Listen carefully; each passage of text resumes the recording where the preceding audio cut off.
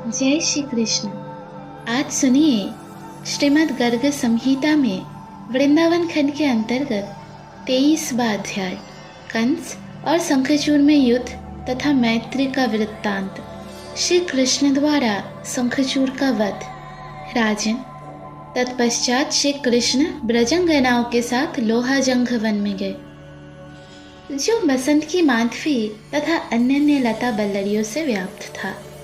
उस वन के सुगंध बिखेरने वाले सुंदर फूलों के हारों से श्री हरि ने वहां समस्त गोपियों की वेणी अलंकृत की। भ्रमरों की गुंजर से निनादित और सुगंधित वायु से व्यासित यमुना तट पर अपने प्रियसियों के साथ श्याम सुंदर विचारने लगे। विचारते विचारते रासेश्वर श्री कृष्ण उस महापुण्यवन में जा पहुंचे, जो करील, पीलू तथा श्याम तमाल और ताल आदि सघन वृक्षों से व्याप्त था। वहाँ रासेश्वरी श्री राधा और गोपांगनाओं के साथ उनके मुख से अपना यशोगान सुनते हुए श्री हरि ने रास आरंभ किया। उस समय वह यश गाती हुई अप्सराओं से घिरे हुए देवराज इंद्र के समान सुशोभित हो रहे थे। राजा, वहाँ एक विचित्र घटना हुई, उसे तुम मेरे मुख से सुनो। शंखचूड़ नाम से प्रसिद्ध एक बलवान यक्ष था, जो कुबेर का सेवक था। इस भूतल पर उसके समान गदायुद्ध विशरद योद्धा दूसरा कोई नहीं था।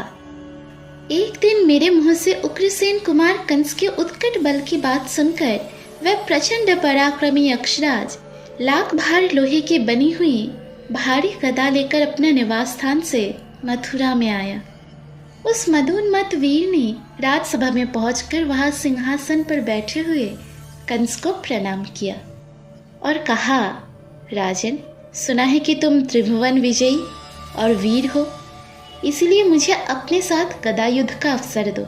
यदि तुम विजयी हुए तो मैं तुम्हारा दास हो जाऊंगा, और यदि मैं विजयी हुआ तो त्वकाल तुम्हें अपना दास बना लूंगा। विदेहराज तब तथास्तु कहकर एक विशाल गदा हाथ में ले कंस रंगभूमि में शंखचूड़ के साथ युद्ध करने लगा। उन दोनों में घोर गदा युद्ध प्रारंभ हो गया। दोनों के परस्पर आघात प्रत्याघात से होने वाला चट चट शब्द प्रलय काल की मेघों की गर्जना और बिजली की गड़गड़ाहट के समान जान पड़ता था। उस रंगभूमि में दो मल्लों, नाट्य मंडली के दो नटों, विशाल अंग वाले दो गजराजों तथा उद्भट सिंहों के समान कंस और शंखचूड़ परस्पर जूझ रहे थे। राजन, एक दूसरे को जीत लेने की इच्छा से जूझते हुए उन दोनों वीरों की गदाएं आग की चिंगारियां बरसाती हुई परस्पर टकराकर चूर चूर हो गई। कंस ने अत्यंत कोप से भरे हुए यक्ष को मुक्कों से मारा। तब शंखचूड़ ने भी कंस पर मुक्कों से प्रहार किया। इस तरह मुक्का मुक्के करते हुए उन दोनों को 27 दिन बीत गए। दोनों में से किसी का बल क्षीण नहीं हुआ। दोनों ही एक दूसरे के पराक्रम से चकित थे। तदंतर दैत्यराज महाबली कंस ने शंखचूड़ को सहसा पकड़कर बलपूर्वक आकाश में फेंक दिया। वह 100 योजन ऊपर चला गया। शंखचूड़ आकाश से जब वेग पूर्वक नीचे गिरा तो उसके मन में किंचित व्याकुलता आ गई। तथापि उसने भी कंस को पकड़कर आकाश में 10,000 योजन ऊंचे फेंक दिया। कंस भी आकाश से गिरने पर मन ही मन कुछ व्याकुल हो उठा। फिर उसने यक्ष को पकड़कर सहसा पृथ्वी पर दे मारा। फिर शंखचूड़ ने भी कंस को पकड़कर भूमि पर पटक दिया। इस प्रकार घोर गदायुद्ध चलते रहने के कारण भूमंडल कांपने लगा। इसी बीच में सर्वज्ञ मुनिवर साक्षात गर्गाचार्य वहां आ गए। दोनों ने रंगभूमि में उन्हें देखकर प्रणाम किया। तब गर्ग ने ओजस्विनी वाणी में कंस से कहा, राजेंद्र, युद्ध ना करो, इस युद्ध से कोई फल मिलने वाला नहीं है। ये महाबली शंखचूड़ तुम्हारे ही समान वीर है। तुम्हारे मुक्के की मार खाकर गजराज ऐरावत ने धरती पर घुटने टेक दिए थे और उसे अत्यंत मूर्छा आ गई थी। और भी बहुत से दैत्य तुम्हारे मुक्कों की मार खाकर मृत्यु के ग्रास बन गए हैं, परंतु शंखचूड़ धराशायी नहीं हो सका। इसमें संदेह नहीं कि यह तुम्हारे लिए अजेय है। इसका कारण सुनो। वह परिपूर्णतम परमात्मा जैसे तुम्हारा वध करने वाले है, उसी तरह भगवान शिव के वध से बलशाली हुए इस शंखचूड़ को भी मारेंगे। अतः यदुनंदन, तुम्हें शंखचूड़ पर प्रेम करना चाहिए। यक्षराज, तुम्हें भी अवश्य ही कंस पर प्रेम भाव रखना चाहिए। राजन, गर्गाचार्य जी की यो कहने पर शंखचूड़ तथा कंस दोनों परस्पर मिले और एक दूसरे से अत्यंत प्रेम करने लगे।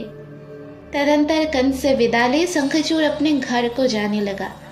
रात्र के समय मार्ग में उसे रासमंडल मिला। वह ताल स्वर से युक्त मनोहर गान उसके कान में पड़ा। फिर उसने रास में श्री रासेश्वरी के साथ रासेश्वर श्री कृष्ण का दर्शन किया। उनकी बाई भुजा श्री राधा के कंधे पर सुशोभित थी। वे स्वेच्छानुसार अपने दाहिने पैर को टेढ़ा किए खड़े थे। हाथ में वंशी लिए मुख से सुंदर मंद्य हास की छटा छिटका रहे थे। उनके भ्रूमंडल पर राशि राशि कामदेव मोहित थे। ब्रज सुंदरियों के युद्धपति ब्रजेश्वर श्री कृष्ण कोटि कोटि छत्र चावरों से सुसेवित थे। उन्हें अत्यंत कोमल शिशु जानकर शंखचूड़ ने गोपियों को हर ले जाने का विचार किया। बहुलाश्व ने पूछा, विप्रवर, आप भूत और भविष्य सब जानते हैं, अतः बताइए रासमंडल में शंखचूड़ के आने पर क्या हुआ? श्री नारद जी ने कहा, राजन, शंखचूड़ का मुख था बाघ के समान और शरीर का रंग था एकदम काला कलूटा। वह 10 तार के बराबर ऊंचा था और जीभ लपलपा कर जबड़े चाटता हुआ बड़ा भयंकर जान पड़ता था। उसे देखकर गोपांगनाएं भय से थारिया उठी और चारों ओर भागने लगी। इससे महान कोलाहल होने लगा। इस प्रकार शंखचूड़ के आते ही रासमंडल में हाहाकार मच गया। वह काम पीड़ित दुष्ट यक्षराज सतचंद्रना नाम वाली गोप सुंदरी को पकड़कर बिना किसी भय और आशंका के उत्तर दिशा की ओर तेजी से दौड़ चला। सतचंद्रना भय से व्याकुल हो कृष्ण कृष्ण पुकारती हुई रोने लगी।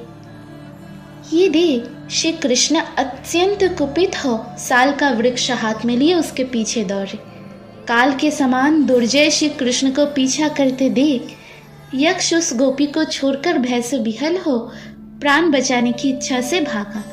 महादुष्ट शंखचूड़ भागकर जहां जहां गया वहां वहां श्री कृष्ण भी शाल वृक्ष हाथ में लिए अत्यंत रोषपूर्वक गए। राजन, हिमालय की घाटी में पहुंचकर उस यक्षराज ने भी एक शाल उखाड़ लिया और उनके सामने विशेषतः युद्ध की इच्छा से वह खड़ा हो गया।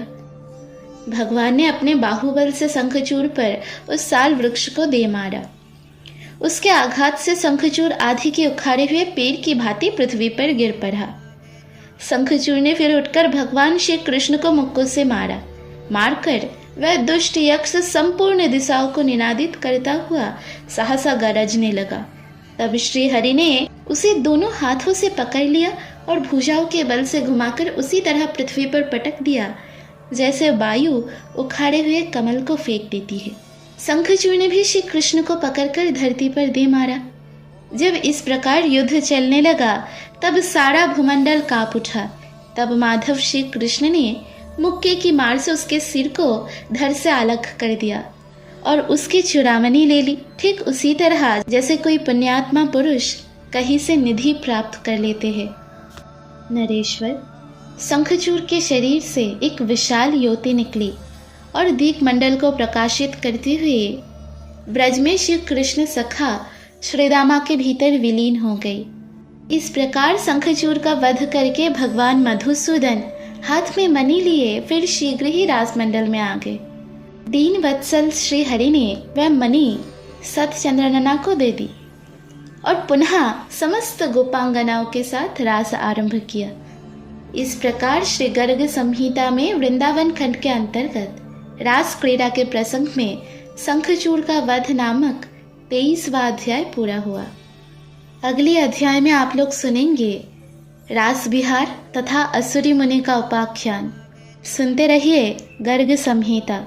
राधे राधे।